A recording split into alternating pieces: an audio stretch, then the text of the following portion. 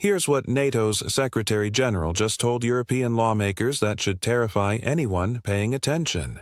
Mark Rutte stood in Brussels and said if anyone thinks Europe can defend itself without the United States, keep on dreaming. You can't. Those aren't my words. That's the head of NATO admitting that the world's largest military alliance cannot function without American backing. And this comes at the exact moment Donald Trump is demanding European allies spend 5% of their GDP on defense by 2035. Not 2%, 5%. That's a 150% increase from what most European countries spend today. But here's the twist. Europe is finally spending money. Massive money. The European Union just announced an $860 billion defense plan through 2029. Sounds impressive, right? Except there's a catch. The plan deliberately excludes American defense contractors from most opportunities. Germany's procurement list shows 154 major purchases planned through 2026, with only 8% going to U.S. suppliers. That's a dramatic shift from recent years when Berlin was one of Washington's biggest defense buyers. So Europe is spending, but buying European. And Rutte is saying that won't be enough. Ever. Picture this. It's January the 27th, 2026. Brussels. Mark Rutte, NATO's Secretary General, addresses European Parliament lawmakers. He's Dutch, pragmatic, known for blunt talk, and he just delivered the most sobering assessment of European defense capabilities in decades. If you really want to go it alone, Rutte said, forget that you can ever get there with 5%. It will be 10%. You have to build up your own nuclear capability. That costs billions and billions of euros. 10% of GDP. To put that in perspective, the United States spends 3.38%. Poland, the highest spender in Europe, hits about 4%. 10% would require European countries to redirect massive portions of their economies toward military spending. Healthcare cuts, education cuts, infrastructure delayed, and that's just to match what America currently provides, without even discussing the nuclear umbrella. Because right now, America's nuclear arsenal protects Europe. France and Britain have their own nukes, but their arsenals are tiny compared to the U.S. stockpile. If Europe goes fully independent, they need credible nuclear deterrence. That means France and Britain massively expanding their arsenals, or Germany going nuclear, which would violate every post-World War II norm and terrify Russia even more. James Newman here. If you want the unfiltered breakdown of whether Europe can actually defend itself without the United States, hit that subscribe button right now. Because this isn't just about NATO budgets or military hardware. This is about whether the security architecture that's kept Europe peaceful for 80 years is about to collapse, and what that means for America, for global stability, for your future. Subscribe because the decisions being made in Brussels, Berlin, and Washington right now will shape the next 50 years of geopolitics. Let me tell you what this is really about. Because the headlines focus on spending percentages and procurement contracts. 5% versus 2%. American weapons versus European weapons. But that misses the fundamental question. Can Europe actually build the military capacity to deter Russia without the United States? Not in theory. In practice. With the industrial base they have, the political unity they lack, and the time constraints they face. The answer, according to NATO's own leader, is no. At least not at any cost Europe is willing to pay. This is about the end of an era. Since 1949, NATO has operated on a simple assumption. America provides the backbone, the strategic airlift, the naval dominance, the nuclear umbrella, the intelligence infrastructure, and Europeans contribute what they can. That model worked for 75 years, but Donald Trump doesn't believe in that model. He thinks Europe has been freeloading, and he's forcing a reckoning. Now, if you don't understand how we got here, you need to know what NATO's spending guidelines actually mean. In 2014, after Russia annexed Crimea, NATO members agreed to spend at least 2% of GDP on defense. At the time, only 3 countries met that target: the US, Greece, and the UK. Most European allies were spending between 1 and 1.5%. Germany was at 1.2%. The assumption was that the post-Cold War peace dividend was permanent. Russia wasn't a threat. Europe could focus on social spending. America would handle security. But Russia's invasion of Ukraine in 2022 shattered that illusion.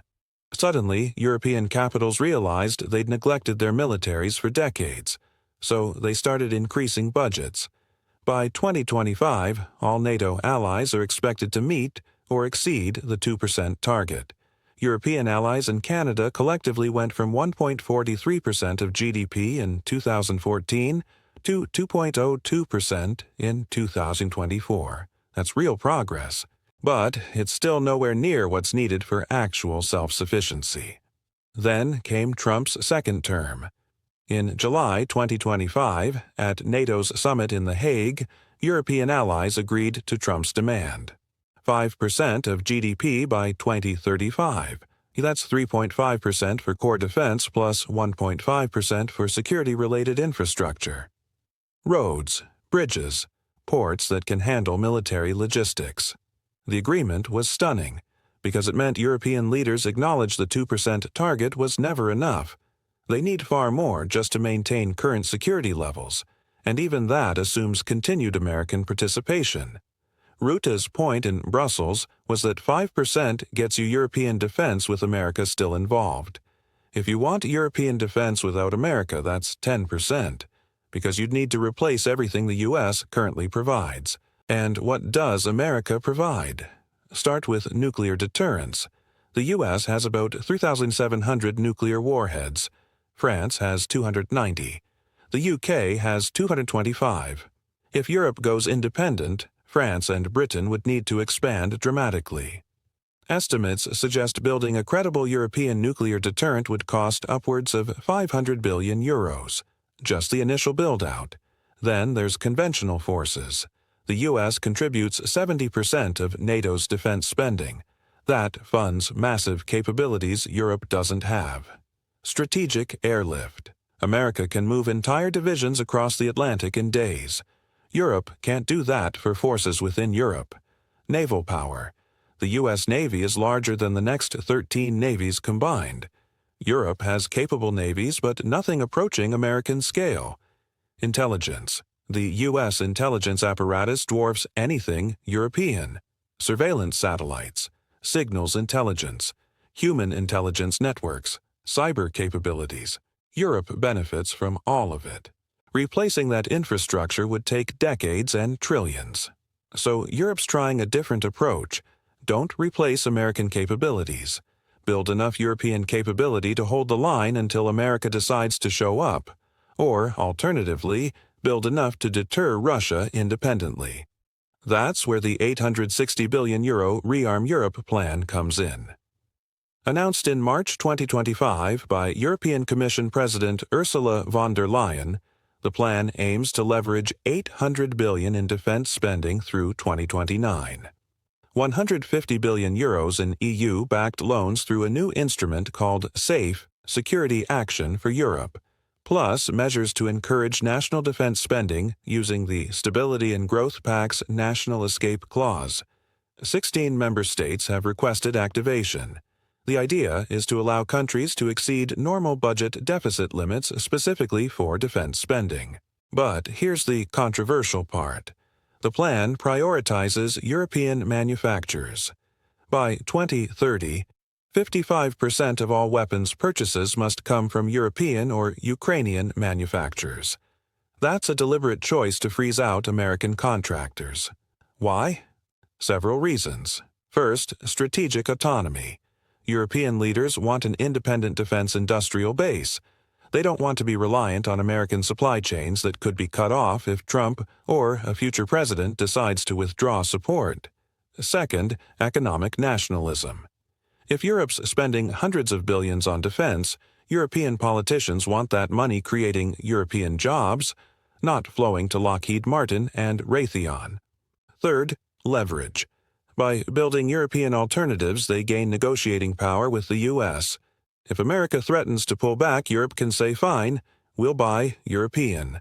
Germany's the clearest example.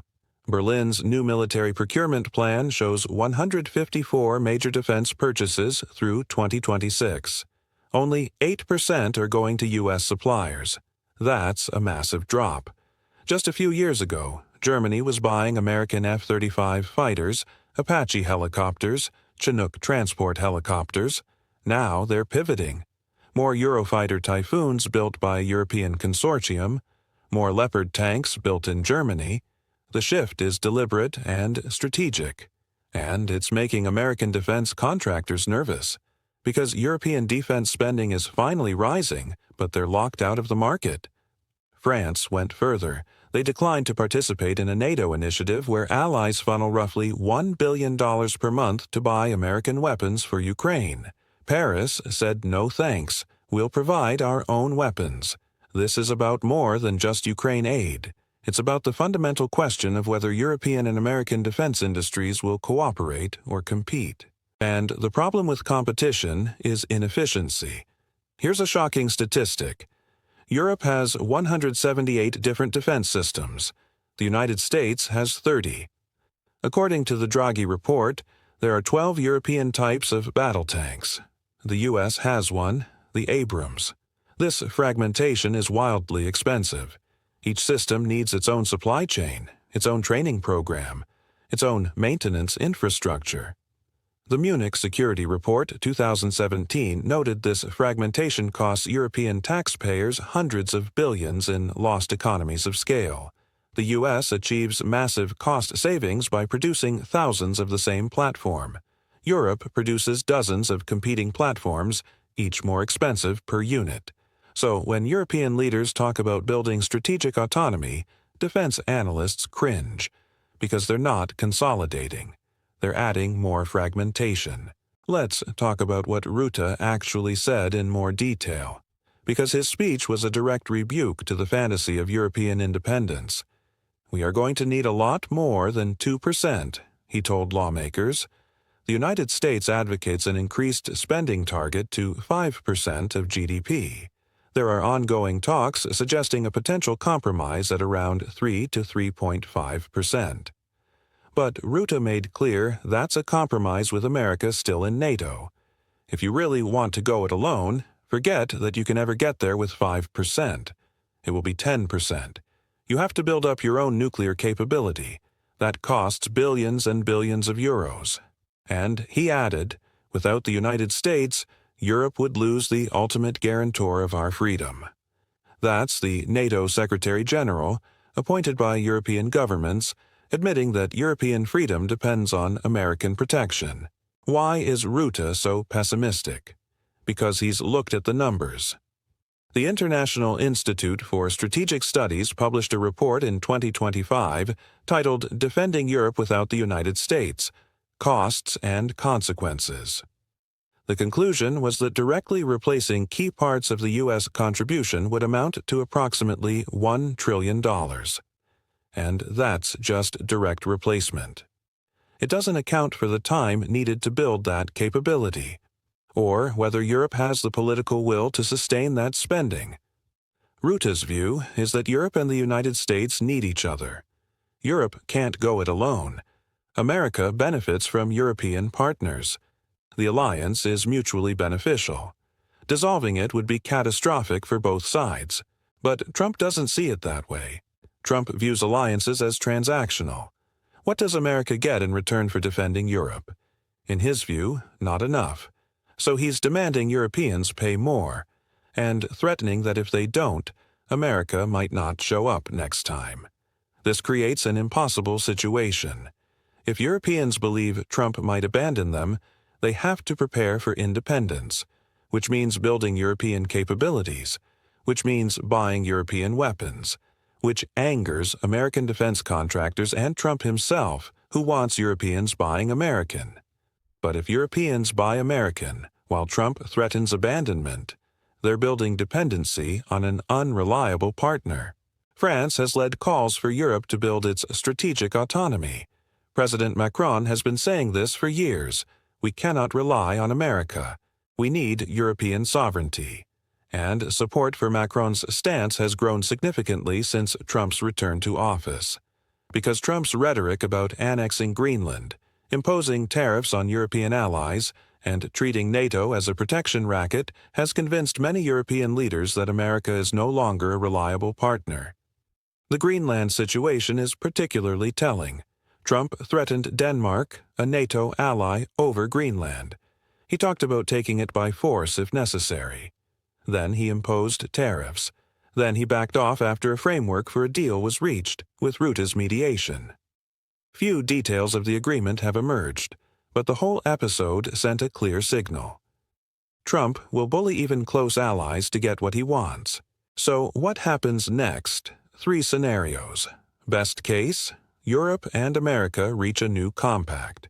Europeans agree to spend significantly more, maybe 3.5% by 2030, 5% by 2035. In return, America commits to NATO's Article 5 Mutual Defense Guarantee explicitly and credibly.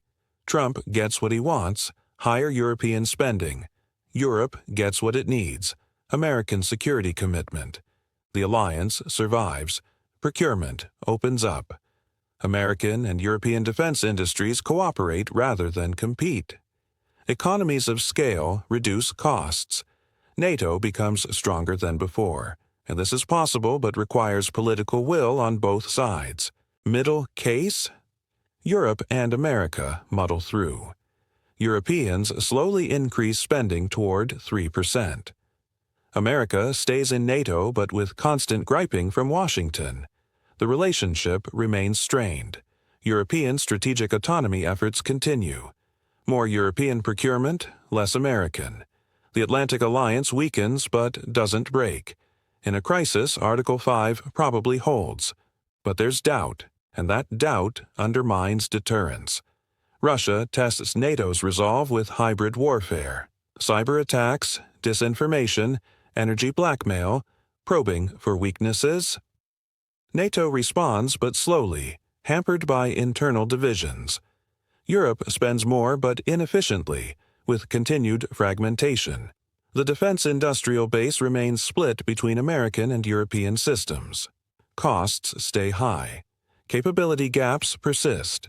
Worst case, America pulls out of NATO, either explicitly or effectively. Trump or a future president says Europe's on its own. Article 5 is dead. The security guarantee is gone. European countries panic. Defense spending spikes toward 10% in frontline states like Poland and the Baltics. But Southern Europe can't afford it. NATO fragments. Poland, the UK, and the Baltics form a tight partnership with continued American bilateral support. Western Europe tries to build its own defense structure but struggles with cost and political disagreements. Russia sees opportunity, not a full-scale invasion but aggressive moves to test the new European order, seizing more Ukrainian territory, cyber attacks on Baltic states, energy coercion against Germany. Europe responds but weakly. No unified command. No American backstop. The crisis escalates. War becomes possible. Watch for specific indicators. Does the U.S. Senate ratify any new NATO expansion? Sweden and Finland joined recently. If the Senate balks at future expansion, that signals American commitment is wavering.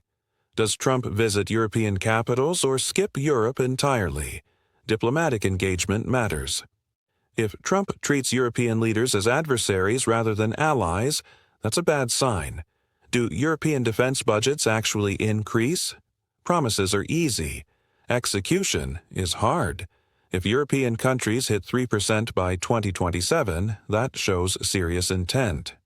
If they stall at 2.2%, promises were empty.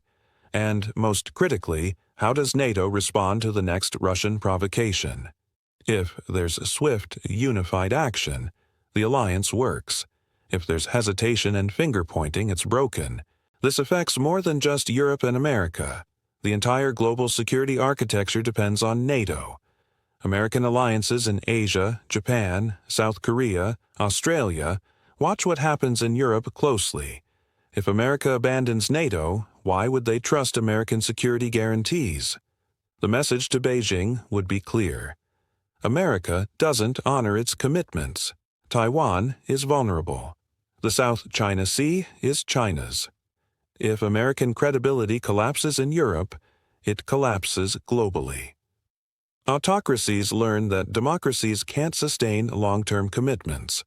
Borders can be redrawn by force. The post-World War II order ends. And here's the fundamental contradiction. Europe probably cannot defend itself from Russia without America. Not at any cost Europeans are politically willing to pay. 10% of GDP for defense means gutting social programs that define the European model. Universal health care, free university, generous pensions. Those would have to be cut drastically. European voters would revolt. Governments would fall. So European leaders talk about strategic autonomy but can't actually deliver it. They're trapped, dependent on an America that's increasingly unreliable, building European capabilities that are fragmented and expensive, and hoping the whole house of cards doesn't collapse. NATO has survived for 75 years because it served mutual interests. America gained forward defense in Europe and reliable allies. Europe gained security and prosperity. But Trump views that arrangement as a bad deal for America. He wants Europe to pay more and buy American. Europe wants to pay some, but buy European. And neither side seems willing to compromise. Rutte's warning is that without compromise, the alliance fails. And if the alliance fails, Europe is in serious danger. Not tomorrow, not next year, but within a decade, as Russian military capabilities rebuild and European resolve weakens. If this breakdown helped you understand whether Europe can actually defend itself without America, hit that like button and subscribe, because NATO's July 2026 summit will be critical. That's when European leaders present their plans for reaching 5% by 2035. And that's when we'll see if this alliance survives, or if we're watching the slow-motion collapse of the security order that's kept the peace for 3 generations. Tell me in the comments, can Europe go it alone? Or is Rutte right that it's impossible? I'll see you in the next one.